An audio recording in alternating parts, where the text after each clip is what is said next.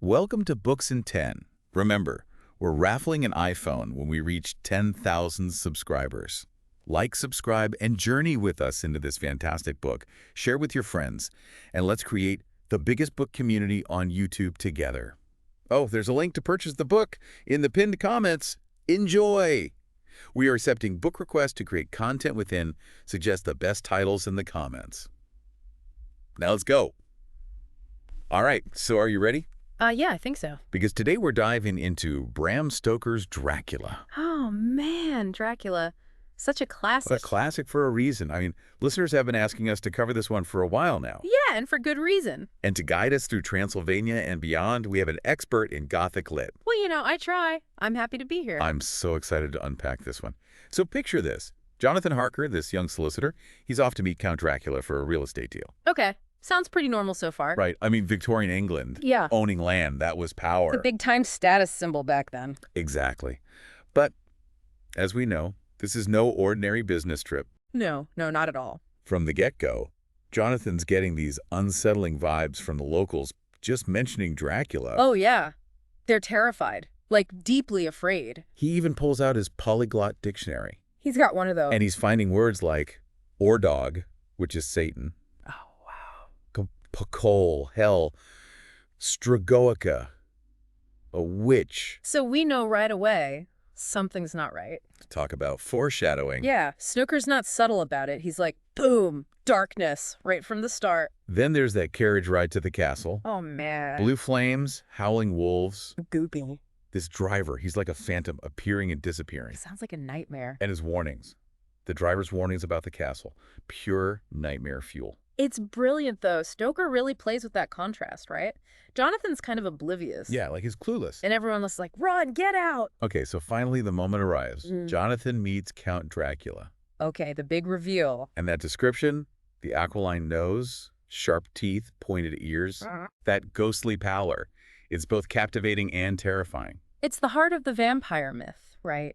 That duality, like you're drawn to him, but he's also dangerous. Okay, so what's your take on Dracula's connection to Vlad the Impaler? Well, Stoker's playing with history here. Yeah. He's tapping into that idea of nobility, but it's twisted, corrupted. Oh, evil wearing a charming mask. And Jonathan quickly realizes he's a prisoner. The castle's more like a gilded cage. And that detail about the letters with specific dates? Oh, yeah. Like Dracula's planning something? He's controlling the narrative. He wants to appear innocent. And then, just when you think it can't get creepier, we get those three vampire women. Ah, yes. The brides. They're hypnotic, alluring, but deeply unsettling. Desire and repulsion all mixed up together. Jonathan's torn between desire and fear. And it's interesting because Stoker's playing with Victorian anxieties about women, especially the fear of what they called the new woman. Oh, interesting. These independent women challenging traditional roles.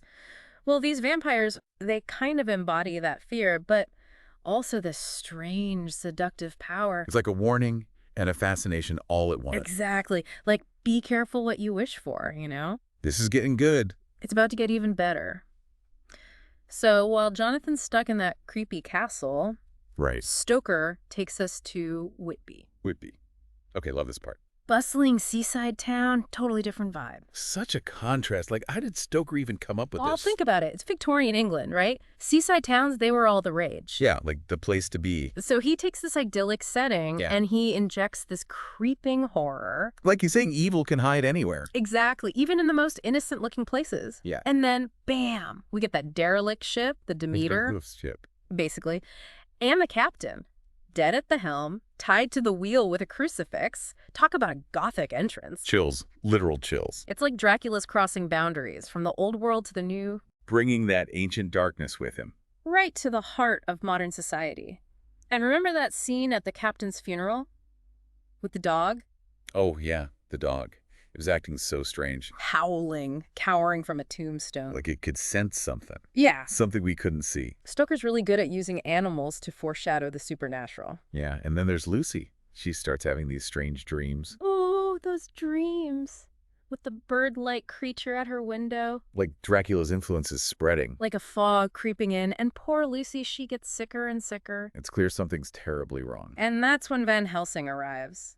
the OG vampire hunter. I love Van Helsing. He's a fascinating character, right? A scientist, a doctor. But he's also open to the supernatural. He doesn't dismiss it. He knows there are things beyond our understanding. And even with the blood transfusions, he senses something's off. Yeah, he knows there's a darker force at play. And speaking of darker forces, we can't forget about Renfield. Oh, Renfield. The patient obsessed with consuming life. He's like a human barometer for Dracula's presence. Those outbursts talking about a master. It's like he's a puppet and Dracula's pulling the strings. It's so unsettling. And then the tension just keeps building. Mina has that terrifying encounter with the Count. Oh man, that scene. The mark on her neck. Like she's been branded by darkness. It's a violation, but it also creates this weird connection between them. Especially when she's in a hypnotic trance. Yeah, it's a double-edged sword. This psychic link, it's their only weapon against Dracula. But it also makes Mina incredibly vulnerable. Which leads to that epic chase back to Transylvania, a race against time. They have to stop Dracula on his own turf. And it all hinges on Mina, her bravery, and that connection she shares with the Count. It's not just about Mina's survival, it's about humanity itself. It's like the whole world's hanging in the balance. And that final showdown in Transylvania, man, that's where everything comes together. I know, it's not just a fight, it's like symbolic, right? Totally. The setting, the timing, the weapons they use. It's like old world versus new world, superstition versus reason. Exactly. And you know, I gotta say, as much as I love a good horror story, Me too. I really appreciate that Dracula ends with hope. Oh, absolutely. It's like, even in the face of all that darkness, Yeah. there's still this glimmer of light. It's a powerful reminder that good can triumph, you know. It really is. And that final scene, destroying Dracula, Yeah. it's almost, look, miraculous. Right. And what's so cool is it takes everyone working together. Yeah. No one could have done it alone. They use their knowledge of folklore, but also modern tools and strategies. Like Van Helsing, he's a scientist, but he also knows about vampires. Exactly. It's like Stoker saying we need both The wisdom of the past and the innovation of the present. to fight those ancient evils. Man, Stoker really was a genius. He was ahead of his time. And you know what else is interesting? The fact that it takes a group effort. Yeah. That speaks to the power of community, right? Yeah. Coming together to face those big challenges. It's like Dracula represents those primal fears, the things that have always haunted us. And by working together, we can overcome them. Wow. I'm still thinking about all the layers in this book. It stays with you, that's for sure. Well, on that note, I think it's time to leave our listener with a final thought. What is it about vampires that keeps us coming back? Is it the allure, the power, or is it something deeper, something about those shadows inside all of us? Let us know what you think in the comments. Thanks for joining us on this deep dive into the world of Dracula. Until next time, happy reading.